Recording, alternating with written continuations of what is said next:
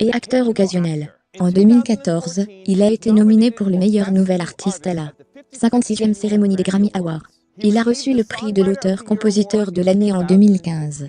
Il était Ed Sheeran, et voici ses 10 meilleures règles pour le succès. Poursuivant sur la lancée, je pense que c'est le plus grand défi pour tout artiste. Monter au niveau du stade pour n'importe quel artiste est une sorte de sommet. Mais le défi à partir de là est de rester à ce niveau.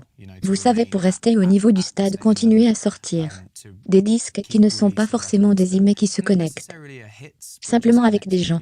Je n'ai jamais été inquiet de voir mes disques vendus à des millions d'exemplaires, mais j'ai vraiment l'intention d'écrire des chansons qui viennent de moi, mais quand ils sortent, ils appartiennent à des gens, que les gens peuvent s'identifier à eux et y entrer. Et puis ils viendront au spectacle. Le spectacle est toujours l'objectif final. Je vois un album comme une publicité pour un spectacle. Oui, achetez l'album, ou téléchargez l'album, ou diffusez l'album, ou de quelque manière que vous écoutez l'album, et alors vous pensez que je vais aller le voir en direct. Et puis vous allez au spectacle. Je suppose que mon conseil aux jeunes artistes est juste toi. Il y a 7 milliards de personnes dans ce monde, et il n'y a personne comme vous, et il n'y a personne qui va écrire des chansons comme vous. Et personne qui va chanter comme vous tant que vous le gardez exactement vous-même. Je veux dire imiter les gens jusqu'à un certain point, obtenir votre influence et votre aide pour écrire des chansons et vous aider à apprendre et quelqu'un pour vous aider à chanter. Mais une fois que vous avez trouvé votre voix, faites-le et respectez-le. Même si cela semble bizarre et que les gens vous disent que ça ne marchera pas. Il suffit de s'en tenir à ça, et finalement ça le sera. Parce qu'il y a 7 milliards de personnes dans le monde, il y a forcément une personne qui aime ta musique. Avez-vous déjà entendu parler de la théorie des 10 000 heures? Point d'interrogation. Donc cette théorie fonctionne. Quand j'ai commencé, j'ai vu Damien Rice en concert. Je le mentionne dans une chanson. Je l'ai dit, je ne m'arrêterai pas jusqu'à ce que mon nom soit dans la hauteur du stade des Lumières avec Damien Rice. Et littéralement, je l'ai regardé, et je me suis dit que je voulais le faire un jour, et j'ai écrit des millions de chansons qui ont fait 1 million de concerts, et j'ai fini par faire quelque chose de similaire. Mais cela venait littéralement de l'écriture d'une chanson par jour, ou de 2 chansons par jour, ou de 5 chansons par jour, et de sortir toutes ces chansons de moi. Faire 1 million de concerts, parfois 3 concerts par jour. Nous avons fait 6 concerts par jour à Glastonbury. Je pense que vous le voyez comme une saleté quand vous changez la saleté, que vous appuyez dessus, il va couler de l'eau pendant une longue période de temps, puis de l'eau propre va commencer à couler. De temps en temps vous aurez un peu de mais tant que ça sort, et vous êtes bien. Donc avec des chansons vous allez écrire des chansons SH au début. Vous l'êtes. Les chansons étaient terribles. Je l'ai écouté l'autre jour, c'était affreux. Mais je l'ai sorti de moi, et de plus en plus tu écris plus. Tu en fais l'expérience. Ensuite vous commencez à couler de l'eau propre et les chansons commencent à aller de mieux en mieux. Quand vous êtes juste, vous êtes sur une bonne séquence, vous écrivez de bonnes chansons, de temps en temps vous allez écrire une chanson. Et cette chanson est hors de vous et vous pouvez passer à autre chose. Ça c'est la même chose avec les concerts. Vous allez toujours jouer de mauvais concerts au début, c'est ce que vous devez faire. Et puis plus vous faites de concerts, mieux vous aurez. De temps en temps vous aurez un concert, mais tout va bien. Parce que vous l'avez sorti de vous et vous l'avez vécu. Donc je dirais juste que vous pouvez faire de plus en plus. Mettez dans vos 10 000 heures, écrivez autant de chansons que possible. Jouez autant que possible. Ce que j'ai appris sur la musique aujourd'hui, c'est que personne ne doit plus acheter votre disque. Personne ne doit le faire. Habituellement, ils vont acheter votre dossier si vous êtes une personne sympathique. Adele est incroyablement sympathique. Taylor est incroyablement sympathique. Bruno Mars est incroyablement sympathique. Sam Smith est sympathique. J'aimerais penser que j'étais sympathique. Vous devez être une personne sympathique, c'est une énorme liste de succès que vous venez de nommer. Mais pour que les gens soient des personnes sympathiques, il faut apprendre à les connaître. Sur Twitter, ce sont des pensées très instantanées. Les pensées très instantanées de Snapchat. Facebook instant. Tout est comme si votre personnalité sortait de quelque chose. Vous trouverez des enfants au lieu d'être comme où je vais télécharger illégalement l'album parce que je veux l'entendre.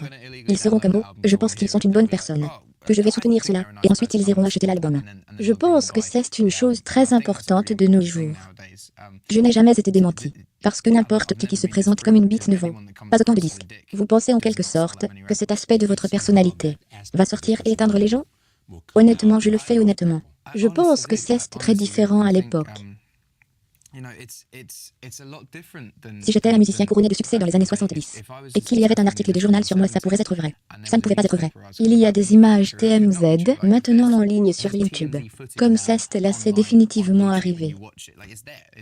Je pense qu'il est très important d'être une bonne personne.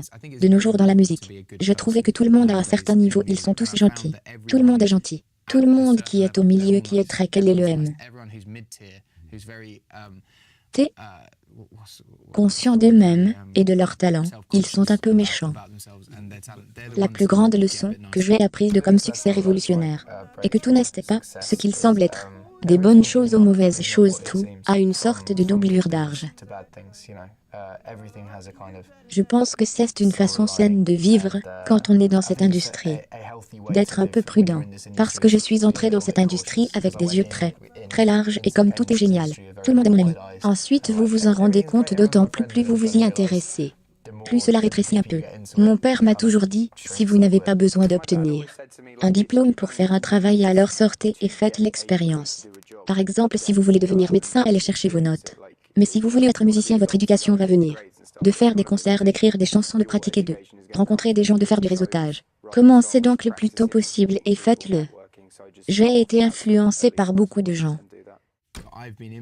J'ai regardé un DVD de Coldplay à plusieurs reprises et j'ai pris des petites astuces que Chris Martin fait avec la foule. Même si c'est juste, comme chante cette partie ici. Une chose que j'ai apprise assez tôt, c'est que mon ami est allé voir U2. Je pense qu'il chantait Street of No Name ou quelque chose comme ça. Il avait payé pour être au premier rang, et il était là. Et puis Bono va sur le point d'arriver au refrain et Bono va. Maintenant tu chantes. Et mon ami était comme mais non, tu chantes, j'ai payé pour venir te voir. Alors maintenant à chaque fois que je joue, je vais m'assurer de faire toute la chanson, et ensuite le sing-along arrive. Je vais donc m'assurer que les gens obtiennent ce pourquoi ils ont payé. Et puis parce que la foule le chantera est la chose la plus incroyable au monde. Je voulais en quelque sorte avoir ça pour tout le concert, mais il faut aussi le faire alors, je donne autant que possible, et ensuite tu fais le sing-along. Fondamentalement j'étais un acteur avant d'être musicien. Vous ressemblez à un acteur quand vous avez dit que vous avez vu ça? Vous y êtes allé. Fondamentalement j'étais un acteur avant moi. Laissez-moi vous dire, c'était ma principale chose, j'aimais jouer. J'étais dans des tas de groupes de théâtre. Je l'ai fait à l'école tout le temps. Et puis je me suis vite rendu compte, comme la chose étrange est. Je peux vous montrer en 30 secondes à quel point je suis doué pour la musique. Mais je ne peux pas vous montrer en 30 secondes à quel point je suis talentueux. Je me suis rendu compte que je ne pouvais pas vraiment réussir une carrière d'acteur sans avoir une bonne part d'abord. Je n'aime pas les auditions. Pour moi, il y a eu un moment où j'ai auditionné pour cette émission ITV. Et c'était de la musique et du théâtre. J'ai pensé, oh, ce sera amusant. Je suis descendu aussi dernier. Je me suis dit, si je reçois ça, plus de musique, juste d'agir. Et si je ne le fais pas, plus d'action, juste de la musique. Et je ne l'ai pas fait. Et puis juste fait de la musique. Ensuite tout s'est bien passé. Mais j'ai toujours voulu agir. Mais je ne voulais pas faire quelque chose pour le plaisir. Je vais te jouer une chanson. Donc c'est mon truc. Quand les gens partent, oh, tu es si talentueux. Vous êtes né avec un talent naturel. Je suis comme H&M, non. Écoutez ça, c'est vrai. C'est le homme est, ce que ça a été joué en public avant. Non, ok, donc cet homme, c'est une exclusivité. Ed Sheeran quand il était fondamentalement tout ce que je dis, c'est que quand les gens disent que les artistes naissent avec du talent, ce n'est pas le cas. Vous devez vraiment apprendre et vraiment pratiquer. C'est moi qui joue de la guitare et qui chante. Je vais le mettre dans mon micro comme ça. C'est bon pour l'instant.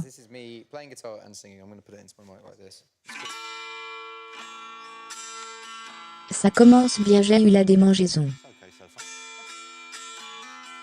C'est moi.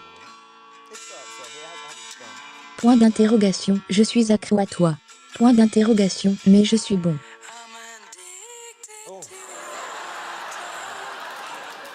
Oh oh. Mais vous savez quoi, je me suis entraîné.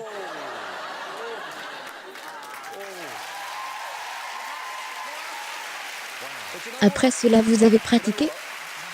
J'en ai probablement eu besoin. Donc pensez à haute voix, 720 millions de vues. 720 millions de vues sur YouTube. Comment cela se passe-t-il? C'était une décision consciente en fait. Il y a certaines choses que vous pouvez faire pour rendre un clip vidéo viral. Ce qui est assez difficile à faire de nos jours. Il suffit donc de faire quelque chose qui fait que quelqu'un clique sur une vidéo, la regarde, et je vais la partager avec 10 personnes. Je dois partager cela avec 10 personnes. Je n'apparais jamais dans mes vidéos musicales. Je fais toujours un peu, comme un petit camé si j'apparais du tout. Je ne suis pas une personne très svelte. Je ne suis pas très douée pour autre chose que la musique. Mais j'ai décidé point, ça ne semble pas avoir gêné. Eh bien, mais je voulais faire un clip vidéo où j'ai fait une danse de salon. Alors tu penses pouvoir danser, mais pas à la télé. Je me suis entraîné en tournée 5 heures par jour pour apprendre cette danse de salon. Tourner la vidéo de musique dans un costume. Je ne porte jamais de costume non plus. C'était fondamentalement faire le contraire de ce que tout le Le monde pensait que j'étais en tant qu'artiste. Et puis le voir, et puis tout le monde était comme au ceste bizarre. Et puis ils l'ont partagé avec beaucoup d'autres personnes, et ensuite ça a juste explosé. Mais la raison pour laquelle je l'ai choisi pour cette chanson, c'est que je savais que cette chanson était la plus grande chanson de l'album. Pour faire la vidéo la plus remarquable de la plus grande chanson. Quand vous les combinez, les deux explosent. Merci les gars d'avoir regardé. J'ai fait cette vidéo parce que Samézi me l'a demandé. Donc s'il y a un entrepreneur célèbre que vous voulez que je profile ensuite, laissez-le dans les commentaires ci-dessous, et je verrai ce que je fais.